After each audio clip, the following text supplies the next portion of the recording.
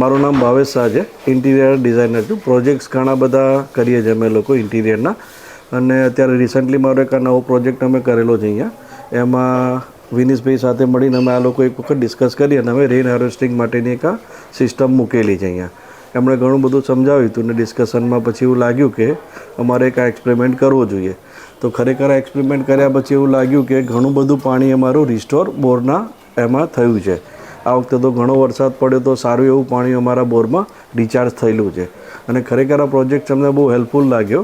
અને મારું એવું માનવું છે કે દરેક પ્રોજેક્ટ્સ અથવા નવા કન્સ્ટ્રક્શનમાં આ રીતનું હાર્વેસ્ટિંગ પાણી કરવું જ જોઈએ આપણે, જેથી કરીને ભવિષ્યમાં લોકોને પાણીની તકલીફ પડે નહીં અને આગળ જતાં પાણીનું રિચાર્જ થતું રહે બોરમાં. Thank you.